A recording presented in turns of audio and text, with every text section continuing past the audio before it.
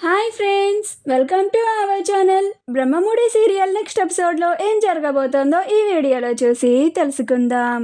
అపర్ణకి అసలు నిజం చెప్పేసిన కావ్య అసలేం జరిగింది అని తెలుసుకోవడానికి ఈ వీడియోని స్కిప్ చేయకుండా ఎండ్ వరకు చూసేయండి. రాజ్ బొకే తీసుకొని కావ్యతో కలిసి మాట్లాడాలి అని కావ్య ఆఫీస్కి వస్తాడు. అలా అక్కడికి రాగానే కావ్య వెంటనే ఎవరన్నా స్టాఫ్ మెంబర్స్ రాజ్ని ఎక్కడ చూసేస్తారు అని కావ్య వేరే డోర్ నుంచి వచ్చి రాజ్ని తీసుకొని పక్కనే ఉన్న ఒక ప్లేస్కి తీసుకెళ్తుంది. అలా కావ్య రాజులు ఇద్దరు కూర్చొని మాట్లాడుకుంటూ ఉంటారు. అప్పుడు కావ్య, ఇప్పుడు ఈ బొకే ఎందుకు తీసుకొచ్చారండి అని అంటుంది. అప్పుడు రాజ్ ఏం చెప్పాలో అర్థం కాక, అంటే మీకు హెడేక్ వచ్చింది కదా, గెట్ వెల్ సూన్, అందుకే ఈ బొకే తెచ్చాను. ఇంతకు ముందు కలిసినప్పుడు కూడా మీకేమీ ఇవ్వలేదు కదండి, అందుకే ఇలా తీసుకొచ్చాను అనుకోండి అని ఇస్తాడు.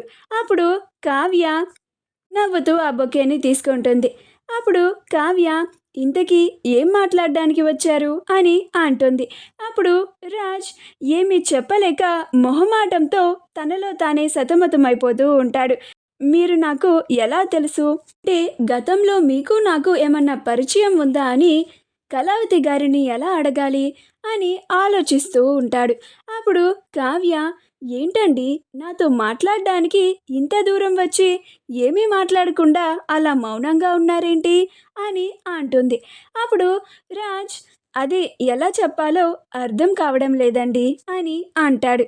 అప్పుడు కావ్య, ఏం అర్థం కావడం లేదండి అని అంటుంది. అప్పుడు రాజ్, అంటే గతంలో మీకు నాకు ఏమన్నా పరిచయం ఉందా అండి అని అంటాడు. అప్పుడు కావ్య ఒక్కసారిగా ఆశ్చర్యపోతుంది. ఇదేంటి, ఈయనకేమన్నా గతం గుర్తుకు వచ్చిందా, లేకపోతే గతంలో ఆయనకి నాకు పరిచయం ఉందా అని ఎందుకు అడుగుతున్నారు అని అనుకుంటూ ఉంటుంది. అప్పుడు రాజ్, అంటే నిన్న మీరు నేను కలిసి సీతారాముల వారి కళ్యాణం చేశాను కదండి, అప్పటి నుంచి నా ఆలోచనలు ఇంకా పెరిగిపోయాయి. గతంలో మీకు నాకు ఏదో సంబంధం ఉన్నట్లుగా అనిపిస్తోందండి. నేను ఆ రోజు మీరు కళ్ళు తిరిగి పడిపోయారు కదా, అక్కడ మన ఇద్దరికి పరిచయం ఏర్పడింది. కానీ గతంలోనే మనకి ఏదో పరిచయం ఉన్నట్లుగా నాకు అనిపిస్తోందండి. మిమ్మల్ని అడిగితేనేమో మీరు చెప్పడం లేదు. అసలు నిజం చెప్పండి, మన ఇద్దరికి ముందే పరిచయం ఉందా అని అంటాడు. అప్పుడు కావ్య, అవునండి, నేను మీ భార్యని, అందుకే మీరు పదే పదే నా గురించి ఆలోచిస్తున్నారు. అందుకే నాకు మీకు ముందుగానే పరిచయం ఉందన్నట్లుగా మీకు అనిపిస్తుంది, దాని గురించే ఆలోచిస్తున్నారు, ఇలా నన్ను పద్దాక అడుగుతున్నారు. కానీ నేను ఈ అసలు నిజాన్ని మీకు చెప్పలేకపోతున్నాను. నా ఇబ్బందిని అర్థం చేసుకోండి అని ఆలోచిస్తూ ఉంటుంది. ఏం చెప్పి రాజ్కి ఇంకొకసారి రాజ్ ఆ ప్రశ్న మళ్ళీ కావ్యని అడగకుండా ఏం చెప్పాలో కావ్యకి అస్సలు అర్థం కాదు. అలానే మౌనంగా ఉండిపోతుంది. అప్పుడు రాజ్, కళావతి గారు చెప్పండి, ఇంతకుముందు అడిగినా కానీ పరిచయం లేదు అన్నారు. కానీ నాకు మాత్రం మీకు నాకు పరిచయం లేనట్లుగా అనిపించడం లేదండి. పదే పదే మీరే గుర్తొస్తున్నారు, మీ గురించే ఆలోచిస్తున్నాను. ఎందుకని ఇలా జరుగుతోంది, మీకేమన్నా తెలుసా అని అంటాడు. అప్పుడు కావ్య, ఏం చెప్పాలండి, ఎలా చెప్పాలి, అసలు నిజం మీకు చెప్తే మీ మైండ్కి బాగా ప్రెజర్ ఎక్కువైపోయి మీ ఆరోగ్యం ఎక్కడ దెబ్బతింటుందో అని నేను ఇన్నాళ్ళు మీతో ఇలా ఫ్రెండ్ లాగా మాట్లాడుతూ వస్తున్నాను. లేకపోతే ఎప్పుడో గతం గురించి మీకు చెప్పి మన ఇంటికి తీసుకెళ్ళిపోయేదాన్ని అని తనలో తానే ఆలోచించుకుంటూ ఇబ్బంది పడుతూ ఉంటుంది. అప్పుడు రాజ్, నేనేమన్నా తప్పుగా మాట్లాడుతున్నానా అండి అని అంటాడు. అప్పుడు కావ్య, లేదండి అని అంటుంది. ఈలోగా యామిని అక్కడికి వచ్చి రాజ్ ఎక్కడ ఉన్నాడా అని వెతుకుతూ ఉంటుంది. అప్పుడు రాజ్ యామినిని చూసి, అమ్మో, ఇదేంటి, యామినికి నేను ఇక్కడున్నట్లు ఎలా తెలిసింది, ఇక్కడికి వచ్చేసింది అని కంగారు పడిపోతూ ఉంటాడు. అప్పుడు కావ్య రాజ్ కంగారు పడడం చూసి, ఏమైందండి, ఎందుకు అలా కంగారు పడుతున్నారు అని అంటుంది. అప్పుడు రాజ్, ఏం లేదండి, మనం మళ్ళీ ఇంకొకసారి కలుద్దాము, నాకు అర్జెంట్ వర్క్ ఉంది, ఇప్పుడే గుర్తుకు వచ్చింది, వెంటనే వెళ్ళాలి అని అక్కడి నుంచి వెళ్ళిపోతాడు. అప్పుడు కావ్య, ఏంటో ఈయన వస్తారు, పరిచయం ఉందా లేదా అని అడుగుతారు, కాసేపు ఆగిన తర్వాత సడన్గా వెళ్ళిపోతారు. ఏంటో అర్థం కారు అనుకుంటూ ఆఫీస్కి వెళ్ళి తన వర్క్నంతా ఫినిష్ చేసుకొని ఇంటికి వెళ్ళిపోతుంది. అలా కావ్య ఇంటికి వెళ్ళగానే అపర్ణ పరిస్థితిని చూసి అప్పు కావ్య దగ్గరికి వచ్చి, అక్క నీతో కొంచెం మాట్లాడాలి అని అంటుంది. అప్పుడు కావ్య, చెప్పప్పు అని అంటుంది.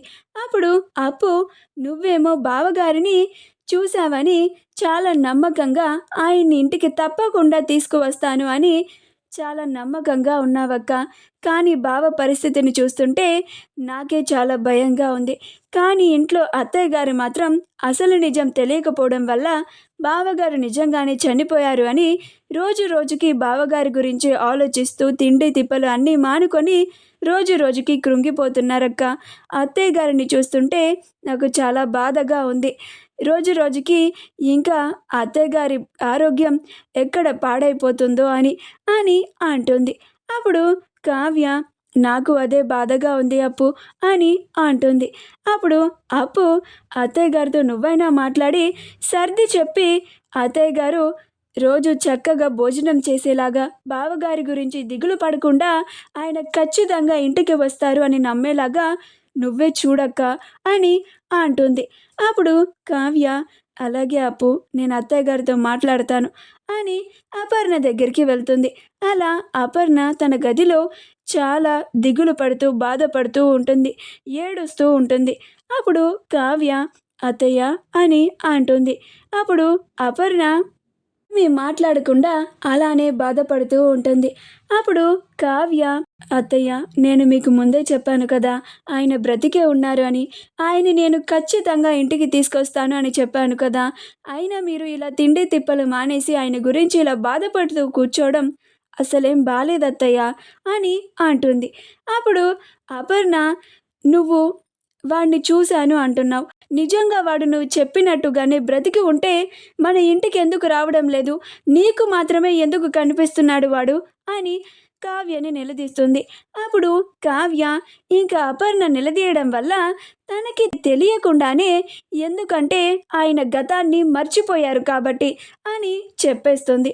ఆ మాటకి అపర్ణ ఆశ్చర్యపోయి, ఏంటి కావ్య, ఏం మాట్లాడుతున్నావు నువ్వు చెప్పేది నిజమా అని అంటుంది. అప్పుడు కావ్య ఇంక తాను అసలు నిజం బయటికి చెప్పేసింది కాబట్టి, అవునత్తయ్య ఆయన గతాన్ని మర్చిపోయారు అని అంటుంది.